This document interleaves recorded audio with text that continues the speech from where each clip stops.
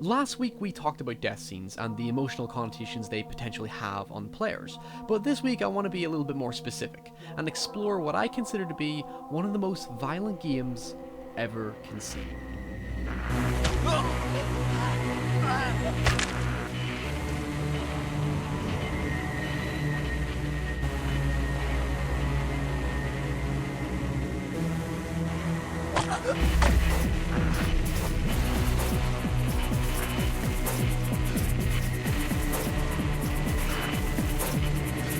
Manhunt is a stealth-based survival horror created by Rockstar Games, where the player took on the role of a death row inmate who has the chance at freedom by participating in a brutal snuff film where the game itself rewards you for performing the most violent executions possible. This game slotted itself in amongst Rockstar's work on Grand Theft Auto Vice City and San Andreas, and became infamous for its depiction of graphic violence, and subsequent attempts by many concerned individuals to have the game banned in several countries. Rockstar is no stranger to controversy, especially when it comes to their depiction of violence, but Manhunt has a rather unique position in amongst Rockstar Games' archive.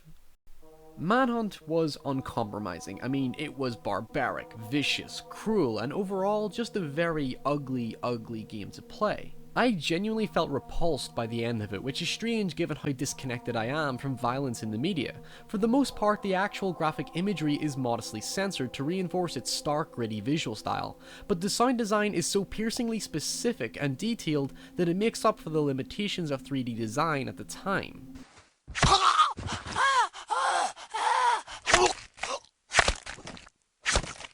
But where many of its detesters drew criticism from was how the game was seen to glorify violence.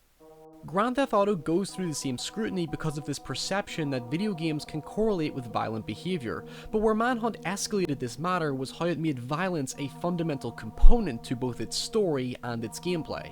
Unlike GTA, Manhunt is effectively a self-contained experience that isolates the player into a very specific way of playing and interacting with its world.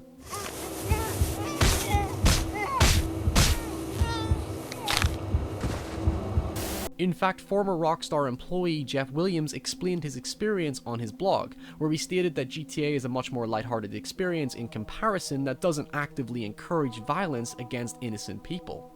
But with Manhunt, Rockstar was all about the violence, and Williams believed that there was no way to rationalize it as they were crossing a moral line. And it's this point I think makes this discussion very interesting, the idea that violence is used as a necessity for entertainment value.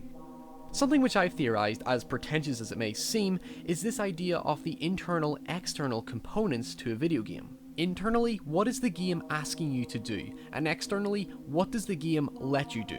For example, in Manhunt, internally within the game's world, it encourages you to be violent, but externally within the gameplay itself, it doesn't. In other words, while the game asks the player to commit the most vicious murders possible, the game is designed in such a way that you don't have to kill anyone. It's not necessarily always essential to the experience. In the story, James Earl Cash is told he can have his freedom if he follows the director's instructions. The director tells Cash to kill as many people as possible in the most gruesome yet gratifying ways imaginable so that they can be captured on CCTV to be used in a snuff film. Yet, for the most part, the player doesn't actually have to stick to these instructions. It's built as a stealth game in which not being seen and hiding in the shadows is much more ideal than risking a murder spree. And even the fact that the game is actually a serious challenge made attempting executions far more difficult and thus almost deterring to the player. The only thing influenced by the player's actions is the rating system at the end of each level. The longer you hold down the execution button to commit the most violent deaths possible, and the more bodies that pile up, effectively lead to a greater star rating at the ending. So on the one hand, you have a game that is internally rewarding you for violence, but on the other, it doesn't determine your completion of the main game. It purely depends on you as a player. The point is that the violence in Manhunt is what I like to call maturely contextualized. Essentially, this refers to how violence is implemented with reason.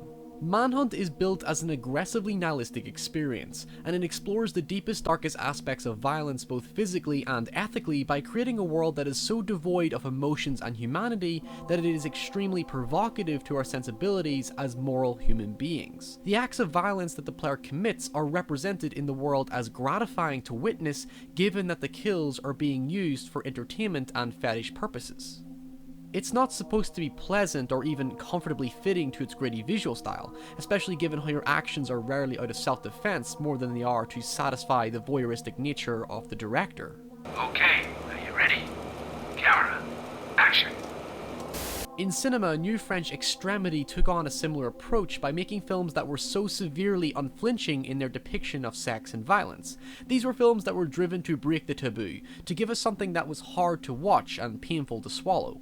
These were sickening experiences. I mean, I am not even exaggerating how numb I have felt watching these films and how disturbed and, quite frankly, how sick I feel even just thinking about them. But we call this art? Emotions aside, in many ways, Manhunt is a transgressive form of art that seeks to violate our social norms and behaviours, and culturally speaking, it was a reactionary response to the politics surrounding violence in video games. Rockstar is at the epicenter of this debate, and as a company who have lampooned all aspects of American life, Manhunt serves as a provocative work of art that they almost seemingly want you to hate. It's almost an ironic twist to their usual games and can be viewed as very cryptic gallows humour. Cash, I made you!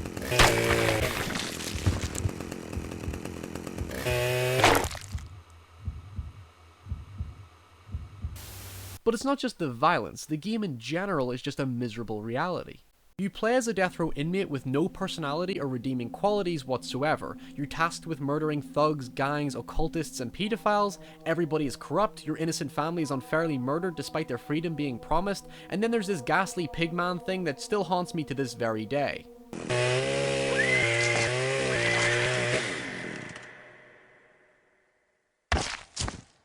To put it bluntly, there is nothing to like about this game, but again, it's all contextualized to provoke your sensibilities, a bit like what Kane and Lynch tried to do. But if we wanted to explore violence in context even further, we could look to The Last of Us, which in many ways has a similar approach with its brutal gameplay. In The Last of Us, violence is also maturely handled by presenting it in a thought-provoking manner that asks you to question the necessity of violence during times of dire circumstances. When confronting someone, the camera tracks in closely to the action to create intimacy. It makes you feel emotionally involved in the brutality and harsh nature of combat. Choking someone out is a painfully prolonged experience as both Joel and the victim struggle in panic for very different reasons. Here, it gives us time to digest what is happening and we feel even more emotionally connected to our actions as players. Violence is much more realistically in tune with the world. It's not a quick, unconscious experience like Uncharted. Here, there is a real feeling of weight to your actions because of how much effort and intensity is required in killing someone. In Manhunt, suffocating someone with a plastic bag or slowly hacking them to death is a harrowing experience because we are forced to endure the emotions of the character as they slowly die.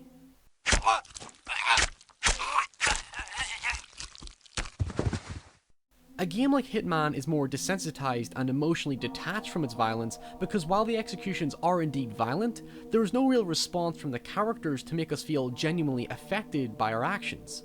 With Manhunt and The Last of Us, there is a sense of responsibility that games like Grand Theft Auto don't intend. In Manhunt, our character is completely cold and unprovoked by his actions, which make him a much more terrifying presence, whereas the enemies we kill, despite their violent, psychotic nature and appearance, show a real humanity as they slowly die.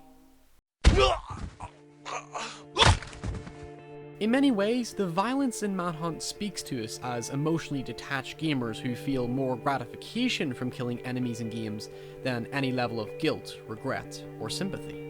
The truth is that violent video games are unapologetic because they aren't responsible for our actions, nor do we always consciously consider our actions as gamers. Games can make us think and feel, but they don't implore us into action because they respect our intelligence and the maturity of us as an audience, as individuals who understand the medium that communicates with them.